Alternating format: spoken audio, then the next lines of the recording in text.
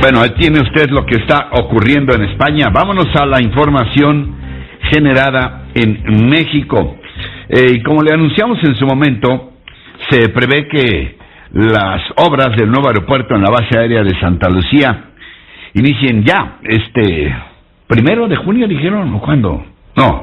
La construcción del nuevo aeropuerto iniciaría el día de hoy. En junio, aunque este lunes, de manera simbólica, según información oficial, se pondrá la primera piedra. Saludo de viva voz a Fernando Gómez Suárez, periodista de nuestra UNAM y un reconocido especialista en aeropuertos. Fernando, gracias por estar con nosotros esta mañana. Ricardo, mucho gusto en estar con ustedes. Una pregunta abiertísima. ¿Es ya inminente la construcción en Santa Lucía? ¿Tú crees que está definitivamente cerrado y para siempre el capítulo Texcoco? Yo creo que sí, definitivamente sí es un anuncio ya oficial, no obstante que hay una reserva porque no hay un plan ejecutivo que defina cuántos son los periodos o los tiempos de construcción y los montos que podrían disponerse para este proyecto. Si bien hay un cálculo ya anunciado también en cuanto a tiempos que dice que va a tardar 2 años en su construcción y un monto determinado, no hay un plan ejecutivo que te permita dar certidumbre como cualquier obra civil o específica, especializada en esta materia, que te dé certidumbre en los tiempos de entrega. Eso es importante, Ricardo, porque son recursos públicos los que se van a aplicar. A ver si entiendo, se había dicho, Fernando, que se había encargado a una o hasta 2 empresas francesas la realización de este plan ejecutivo. Yo no sé cuánto tiempo lleva realizar un plan de esta complejidad, pero la doble pregunta es, ¿se puede o se debe iniciar la obra hasta que esté concluido este plan ejecutivo, o puede iniciarse una obra aunque todavía no haya plan? No, claro que se debe esperar hasta que se terminen los estudios respectivos, sobre todo porque no es una construcción como un simple edificio o un proyecto de un centro comercial. Esto involucra aspectos técnicos especializados como es la aeronavegabilidad y la compatibilidad del espacio aéreo mexicano, sobre todo con las operaciones militares. Como bien sabes, Santa Lucía seguirá siendo también una base militar que convivirá con las operaciones comerciales. Obviamente esto te da una mayor certidumbre. Puedes anunciarlo, puedes iniciarlo, pero al final de cuentas tendrás que sujetarte a esas determinaciones de los especialistas, ¿no? Obviamente participa ADP y otras instituciones, Aeropuertos de París, que es un órgano reconocido en la construcción de aeropuertos, pero obviamente tendrían que haber esperado un poquito más. Los tiempos para elaborar un estudio de este tipo tardan entre 8 meses y 2 años o más, pero obviamente lo que están tratando de hacer es precisamente sepultar el proyecto de Texcoco. Está bien si ya lo determinaron así y hay una causa justificada, está bien, pero hay que calcular de aquí en adelante los costos precisamente para que no se incrementen por los tiempos o los desfases que pudieran haber, ¿no? Hay una frase por ahí que desde luego está muy alejada de la ortodoxia de los especialistas, pero que tiene que ver con el caldo y con las albóndigas, Fernando. Claro. ¿Qué nos va a salir más caro? El haber continuado con la obra de Texcoco, que estaba planeada hasta donde recuerdo, hasta para en una segunda etapa 7 pistas, o este sistema aeropuertario de 2 pistas en Santa Lucía, más las actuales de el aeropuerto y la conexión con Toluca. Hablamos de esto luego de una pausa, por favor.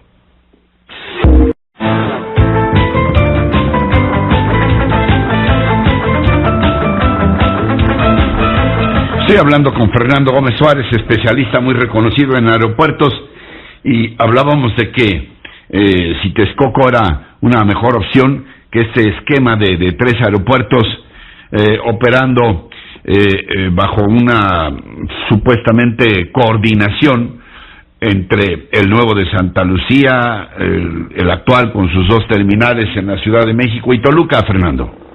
Sí, exactamente, Ricardo, lo que decías, podría salir más caro el caldo que las albóndigas en esta perfecta analogía que realizabas, pero obviamente puede ser compatible este sistema de aeropuertos siempre y cuando sean complementarios entre sí, no que se pongan a competir, que es lo que estoy viendo, es lo que estoy previendo según lo anunciado. No saben todavía si uno va a ser para vuelos nacionales, el otro internacionales, y el problema de las conexiones. Piensan que lo van a arreglar con una conectividad vía terrestre a través de un carril confinado y los segundos pisos que salven el problema de Indios Verdes, que es el cuello de botella de esta alternativa Santa Lucía AICM. Las aerolíneas se van a oponer, obviamente, porque les duplican costos al tener personal e infraestructura en una y en otra terminal. Obviamente, como están las aerolíneas, en sus finanzas se opondrían a ello. El otro punto es que Texcoco, en sus orígenes, pues no era en esta ubicación la perfecta ubicación.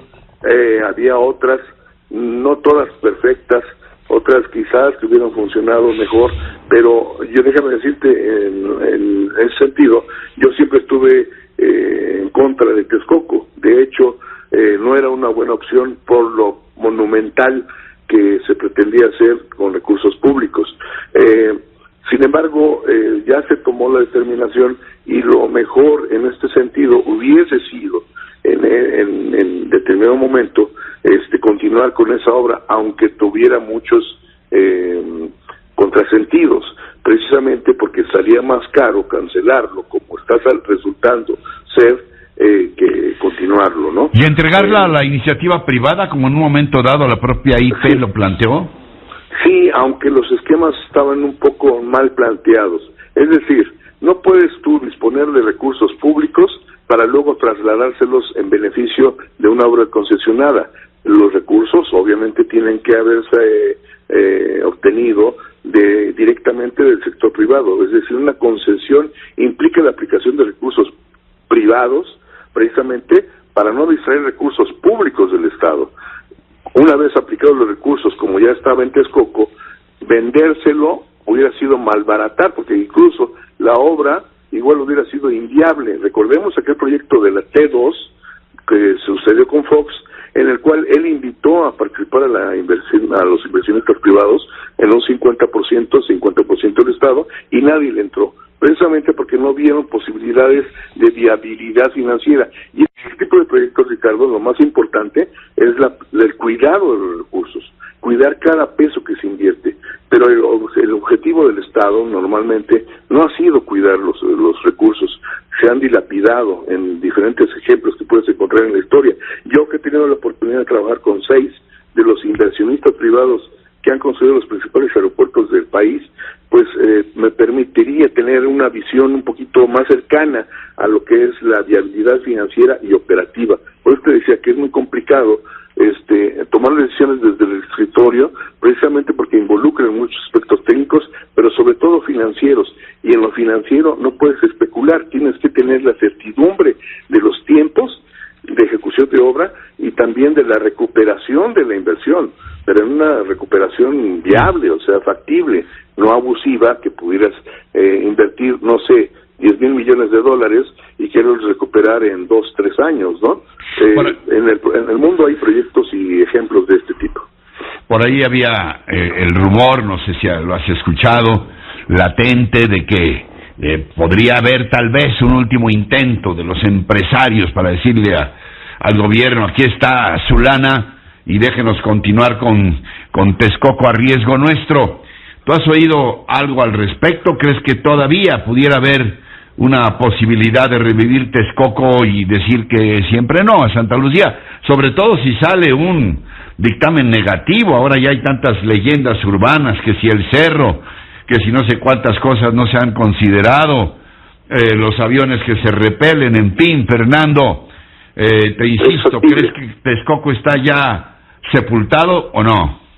Mira, es factible, todo puede suceder, pero obviamente todos estos factores abaratarían, por así decirlo, el proyecto de por sí ya cuestionado.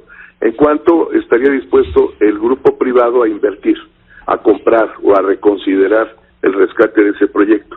Te saldría igual, no es viable, a menos que se contara con una corresponsabilidad entre el Estado y el grupo privado, pero normalmente ya han ocurrido este tipo de inversiones y tuvieron mucho éxito, que fueron las coinversiones entre el sector privado y el Estado, en el cual se obtuvieron rendimientos y beneficios importantes, sí, pero todo a costa de los recursos del sector privado. No sé si en este sentido le quiere entrar un gallo, entrarle con su dinero disponible, pero siempre y cuando no abaratando o no comprando barato para después dar caro, porque obviamente estos servicios pues sí requieren, este tipo de infraestructura requiere del orden de más de los 16,000 millones de dólares, como ya alguna vez se planteó, lo cual puede incrementarse, como ya hemos visto, incluso con este tipo de proyectos como Santa Lucía, que se había considerado una cantidad y ahora sube a otra cantidad adicional por el factor de no haber considerado el cerro, ¿no? Este tipo de descuidos o de detalles no pueden suceder en un proyecto de esta envergadura, a estas alturas. Alguien está engañando o alguien le está ocultando información al jefe del Ejecutivo. Ese es el problema. La intención es buena, pero el procedimiento es un poco cuestionado, sobre todo por los asesores, ¿no? Bueno, pues estaremos muy atentos a todo esto, Fernando. Ha sido muy aleccionador escucharte. Espero que volvamos a platicar pronto conforme se vayan dando eventos importantes respecto a todo este proyecto, ¿sí? Claro que sí, a tus órdenes como siempre y encantado, un gusto. Gracias, Fernando Gómez Suárez, especialista en aeropuertos. Elia.